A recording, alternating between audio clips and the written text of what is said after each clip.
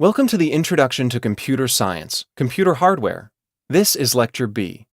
The component Introduction to Computer Science provides a basic overview of computer architecture, data organization, representation and structure, structure of programming languages, networking, and data communication.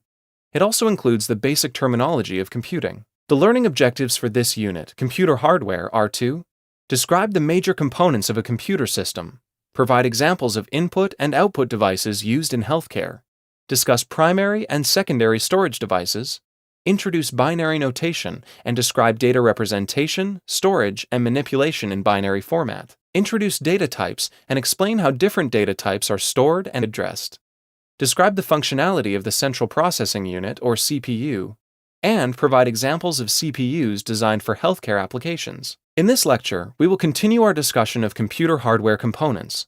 We will examine various types of input and output ports, discuss several types of storage devices, differentiate between primary and secondary storage, and explain how data is stored in binary format. When you look at the back and sometimes the sides of a computer, you will see ports of all sizes and shapes, small ones, large ones, square ones, round ones.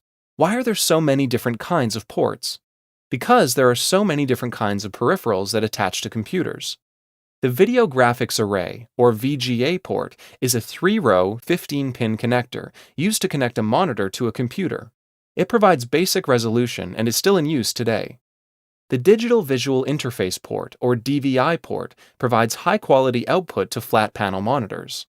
The High Definition Multimedia Interface, or HDMI port, is a small rectangular monitor port that provides high-definition video output. The Universal Serial Bus, or USB port, is rectangular in shape and created to replace most parallel and serial port connection requirements through a common interface type. USB version 2.0, released in the year 2000, provides approximately 480 megabits per second throughput. It supports both low-bandwidth devices, such as keyboards and mice, and high-bandwidth devices, such as webcams. If you look into the port, you will see a black tab near the top of the port. USB version 3.0, released in 2008, provides approximately 5 gigabytes per second throughput and is meant for doing things like transferring high-definition video footage and backing up an entire hard drive to an external drive. If you look into the port, you will see a blue tab near the top of the port. Another type of input-output port is the microphone and speaker port, which is an analog audio connector invented almost 100 years ago and used today in basically the same physical format. It looks like a headphone jack. The Serial Advanced Technology Attachment, or SATA, connects internal or external storage devices to the computer. The image shown to the right of this slide illustrates two motherboard SATA ports. Third-generation SATA achieves throughput of 6 gigabits per second. A networking port, also known as an RJ45 jack, is still found on today's computers. The square RJ45 jack allows a networking cable to connect the computer to another device, such as a switch or a router. Our next topic is storage devices. A storage device is any hardware capable of recording, storing, and retrieving data.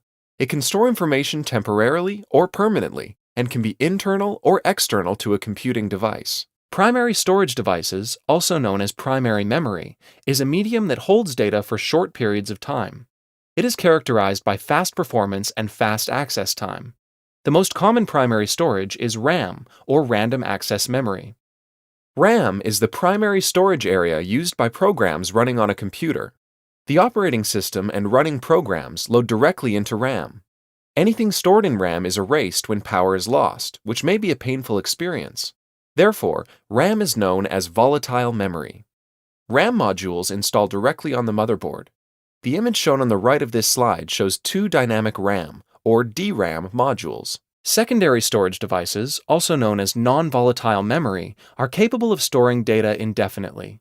Secondary storage devices can be classified as internal or external. An internal storage device is installed inside the computer's case on the motherboard. An external storage device is connected to the computer via a port. The most common secondary storage is a hard disk drive, or simply hard drive. The two acronyms HDD and HD mean the same thing. There are both internal and external hard drives. The hard disk of a computer system is made up of magnetic platters that hold an electric charge even when the computer's power is turned off. The operating system, programs, and any data, for example files that a user may have created and saved, are stored directly on the hard disk. The image on the right shows a hard disk drive with its top cover removed. A magnetic head moves across the platter as it reads and writes data to and from the disk. The platter is manufactured from a special metallic alloy with a magnetic surface. Each platter on the hard disk is divided into tracks, which are circular paths around the platter. Each track is made up of a number of sectors, which are 512-byte blocks of storage space. Disk drives connect to the motherboard through a variety of cable types, such as Integrated Drive Electronics, or IDEs, and Serial Advanced Technology Attachments, or SATAs. Other types of drives exist, and as you continue your education, you will likely become familiar with them. IDEs use a 40 or 80-pin cable to connect the hard drive to the motherboard. The 80-pin cables provide better functionality. SATA drives were designed to replace IDE drives. Internal SATA drives connect to the motherboard by a 7-pin wire and operate much faster than IDE drives. Other secondary storage devices include USB flash drives, SCSI drives, SATA drives, and optical or DVD drives. Flash memory is a solid-state drive, or SSD.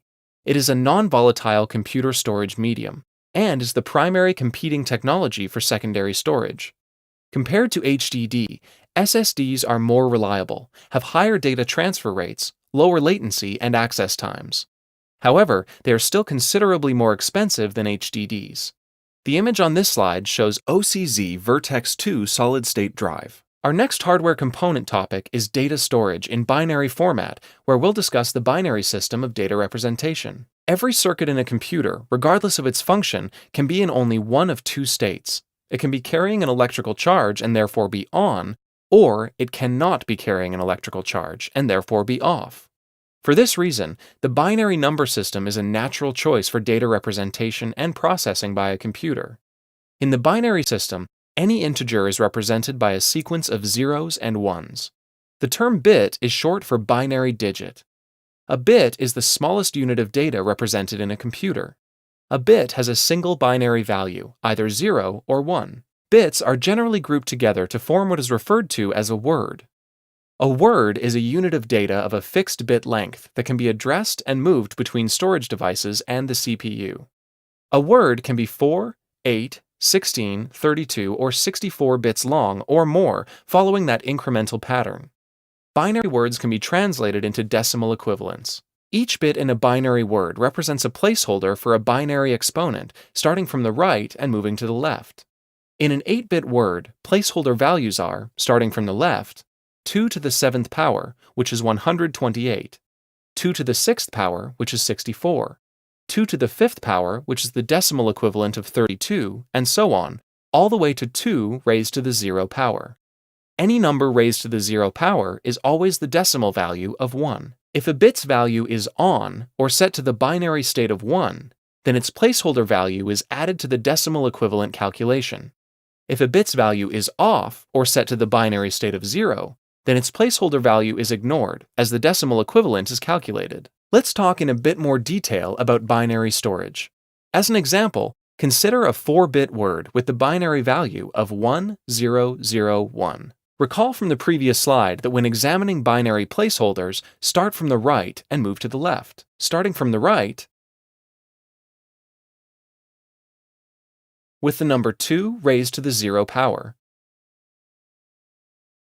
which produces a decimal number of 1, the same value as the last bit in the 4-bit word.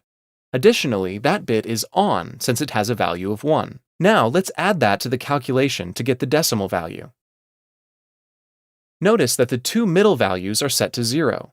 That indicates there is a lack of electricity during that particular moment in time, so do not add their placeholders to the running calculation. Now our equation looks like this. Finally, move to the left where the very last bit is set to on. Add the value of 2 to the 3rd power, the decimal number 8, to the running calculation. Therefore, the binary value 1001b, notice the subscript of b to indicate a binary number, has a decimal equivalent of 9.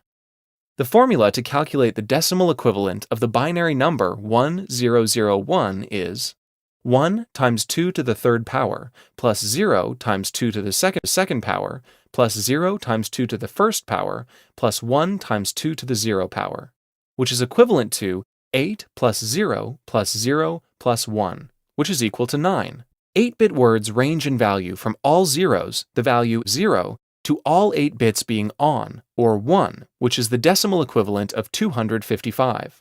This can be proven by doing the math. 2 to the 7th power, which equals 128, plus 2 to the 6th power, which equals 64, plus 2 to the 5th power, which equals 32, plus 2 to the 4th power, which equals 16, plus 2 to the 3rd power, which equals 8, plus 2 to the 2nd power, which equals 4, plus 2 to the 1st power, which equals 2, plus 2 to the 0 power, which equals 0, adds up to the decimal equivalent of 255. Consider another example in which the binary value is 11001001B, an 8-bit word.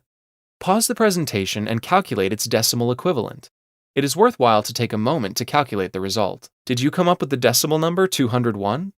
The formula answer is 1 times 2 to the 7th power plus 1 times 2 to the 6th power plus 0 times 2 to the 5th power plus 0 times 2 to the 4th power plus 1 times 2 to the 3rd power plus 0 times 2 to the 2nd power plus 0 times 2 to the 1st power plus 1 times 2 to the 0 power. Calculating all those powers of 2, the result is 128 plus 64 plus 0 plus 0 plus 8 plus 0 plus 0 plus 1 for a decimal equivalent of 201. If the answer did not match the solution, please pause the presentation and work until the answer matches the solution in the presentation.